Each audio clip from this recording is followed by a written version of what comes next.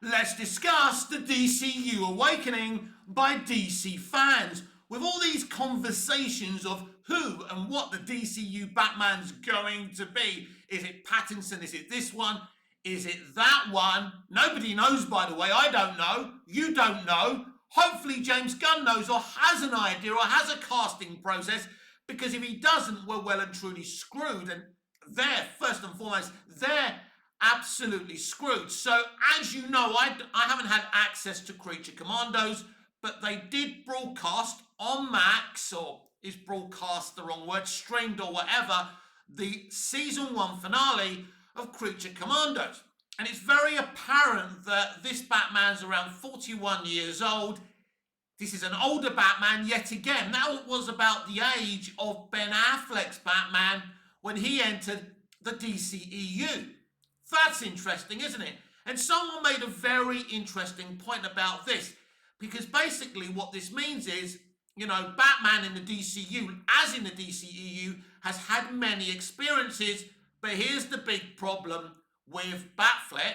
Batfleck I loved, and I love to this day. I still think Batfleck should be the DCU Batman, because whether you hate Snyder or the Snyderverse or the DCEU, I don't know anyone who hates Ben Affleck as Batman and Bruce Wayne. I've never met anyone who hates that guy as that version of the character. He may be the best Batman and Bruce Wayne. I'd like to know what people think about that assertion. But the problem with it is they've experienced stuff that we haven't seen. The whole, Dick Grayson being killed in the DCEU. Ha ha ha, Batman, a joke's on you. It was great to see that Easter egg in BVS, but I would have wanted to see that play out. Now, maybe they could have given us a prequel movie at some point, so that would have covered that problem. So, again, they're doing the same things again. I thought the point of the DCU, and by the way, I don't think the Snyderverse needs fixing. I don't think early DCEU needs fixing, like some do. Some people are seeing, James Gunn as the fixer who's going to fix the problems with the DCEU. Well, is he going to do that? Well, he's announced a slate without, basically a lot of the stuff on his slate doesn't even have dates, doesn't even have release dates on it. Brave and the Bold, where's the release date? Where's the development? I say this every day. There's no movement on Brave and the Bold. And, there's so many other titles, that when we have no release dates on. James Mangold's going off to do a Star Wars prequel. He's supposed to be he's supposed to be working on a project for the DCU, Swamp Thing. When are we going to see that? So this is what the DCEU did. Actually, I think the DCEU slate actually had dates that they didn't honour, by the way, and that's something that you could say, well, at least they're not giving us dates they can't honour. Well, the Batman 2, 2025, 2026, now 2027. What a mess. What a joke that is. But yeah, a huge slate like the DCEU that maybe they won't honour. James Gunn has already said just because something's been announced, it doesn't mean it's going to happen. He actually said that on Friends. I couldn't believe my eyes, right? So he should have just announced the stuff that he could date and honour those dates. That's what you want. You want dates, right? Because the whole thing about the DCU was that it was going to be a universe for films, streaming, and gaming. Where's the gaming? Where's the games? Where are the games? I've said this before. There should have been a game attached to Superman. You're the ones who said it. You're the ones who spoke about this being, you're the ones who name dropped gaming. And it sounds like a really money spinning idea, but where's the Superman game? And you know what? People have been crying out for a Superman game for so long, and a Superman movie would have been a right place to attach it. So what you do is you announce a Superman movie, you work out how long it would take to develop a good game to attach to this movie, and you don't release the movie until the game's going to be attached to it as well. That's what competent people would do.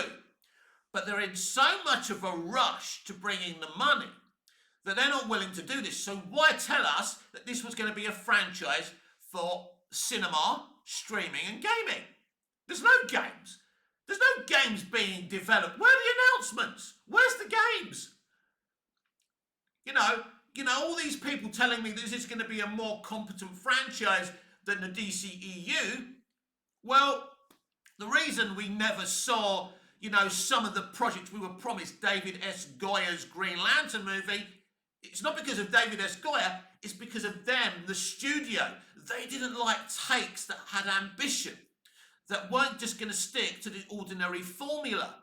So there was lots of arguments. The problem with the DCEU, opposed to the DCU, too many cooks spoiled that broth. There was too many people involved. What you want is your creative, right?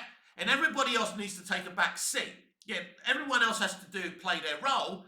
But if you have people interfering with the creative process, that's where the problems begin. And this was the DCEU's big problem. The creatives were being interfered with, right? I remind you, 650 million for Man of Steel is solid for a beginning of a franchise. Then Batman vs Superman made around 880 million.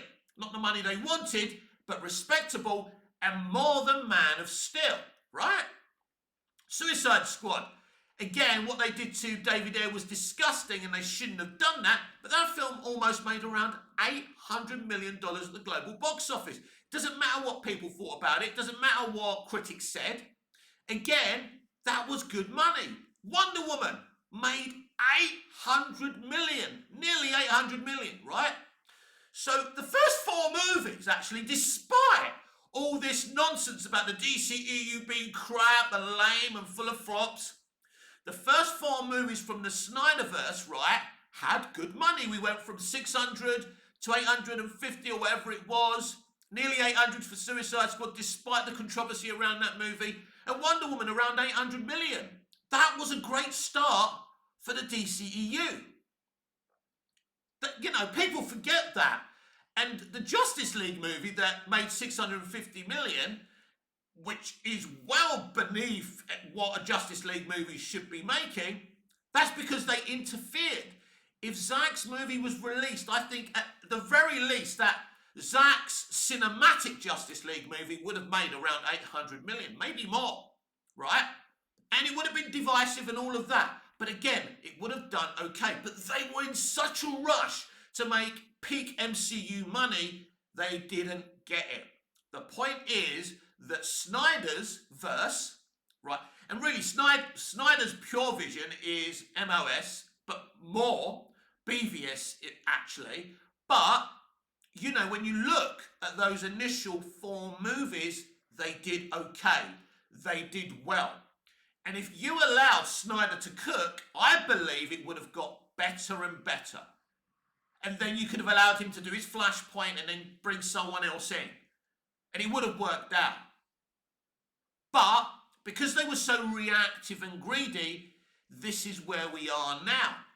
But correct me if I'm wrong. Because as we're talking about the DCU awakening, and I think we should talk about this, is there really a big plan with the DCU? Or is it a big con? Is the DCU a big grift? But correct me if I'm wrong. If you remember Man of Steel, we had a Bruce Wayne Easter egg, we had a Wayne satellite, we had a couple, 2 or 3 LexCorp Easter eggs. They wanted to show us there was more than Superman in this universe. So Man of Steel made enough money to warrant sequels, and the franchise, they could carry on. And that's what they did. So they had a plan for Batman even during Man of Steel. Snyder had a plan for Batman. So even if Batman vs Superman wasn't called Batman vs Superman, that was a studio title, not a Snyder title, Ben Affleck's Batman was coming. Don't forget, Nolan approached Ben Affleck to direct Man of Steel, and Ben didn't feel he was ready at his stage of his directing career to make that movie. So Ben Affleck was already in the talking around being involved somewhat, on some level, of the DCEU. Brilliant director, brilliant actor. I think if you look at Batfleck objectively, he is the best Batman. But here's the thing, right? we got Robert Pattinson's Batman, but that's nothing to do with the DCU. The DCU was born from the Flash movie. It's a backdoor from the DCEU. So all this talk about who's going to be the DCU Batman, officially, Ben Affleck hasn't been replaced as Batman in the DCU. Because don't forget, at the beginning of the Flash movie, Affleck is there. At the end of the movie, Clooney is there. It'd be insane if he ended up being Batman in DCU. People would go absolutely freaking nuts. But it is obvious that it is going to be, it looks like anyway, we're getting a DCU Batman in his 40s, right? That's what it looks like. That may not be the case. Maybe they don't even have a plan, but they're doing that. So Ben Affleck hasn't been replaced as Batman in the DCU at this moment in time, because the DCU was born out of the DCEU. At this moment in time, there's two scenarios here. Either you could say George Clooney right now is the official connected universe Batman, or it's Ben Affleck. The reality is Ben Affleck hasn't really been replaced, because even the George Clooney Bruce Wayne we saw in the Flash movie, we don't even know what Earth that was. We don't know if he's returning to the DCEU Earth. Where is that? Because I think it's clear that Ezra Miller's Barry Allen is stuck somewhere else. He is not in the DCEU. We still haven't had any clarity about that, because the DCU is a thing that has very, very little clarity. The truth is, we shouldn't be getting clarity on social media. It should be in the projects and the movies and the streaming shows and the gaming, if we ever get any gaming, that we get. That's where you should understand. So right now, really, Ben Affleck hasn't been replaced as Batman. So here's the thing. Considering they're hinting towards an older Batman, why not keep Ben Affleck as Batman? Now, maybe Ben Affleck's not interested after everything he went through during that time. And I understand that. And he's invested in Zack Snyder's Batman. But if Ben Affleck is okay with it, why not just make Ben Affleck the DCU Batman? I think, right, and I don't think this is just the Snyder fans, I think if you had a vote of all Batman fans and you asked them, who's the best Batman? It's either going to be Bale or Affleck, right? I think Bale's a very, very good movie Batman. Not necessarily a comic book accurate Batman, but I think Bale had the emotions. I think Bale's probably a better Bruce Wayne than he is Batman, but he's great as the character. I love Batman Begins for all that emotion you get from Bale. But I think when you look at Batfleck, he really feels like a comic book Batman. He's killing a few people in BVS. I get that. That's not very comic book accurate, but he feels like a tired old Batman. It works. The performance is outstanding in BVS. He's a great Batman. And it's debatable, but he may be the best Batman. And it's debatable. You don't have to agree with me on that, but I think it's looking like he's one of the best Batmen. So, the problem is, I don't think people in the industry trust James Gunn. Just like a lot of the fans don't trust James Gunn. I know he's got his fans and his stans who think he's the bestest ever. But the reality is there's some people in the industry that probably don't want to work with James Gunn. That's the reality of it. And he works with a close-knit community of people that he trusts as well. He wants to use certain actors. And, I don't think it's viable for Affleck to remain Batman. I don't think that's something that Ben would want to do, or maybe the studio want.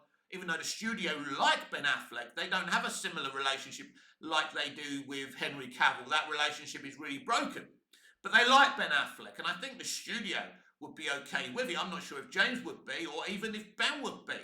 But it seems to me, with all this difficulty, because it seems like they do have a difficulty in, giving us a DCU Batman. We're not going to see Brave and the Bold till well after the Batman 2, which is problematic, but also we didn't have to force a DCU Batman. We've already got a Batman in Robert Pattinson. I'd swap the DCU just to see Matt Reeves' crime saga play out. That's what I always wanted.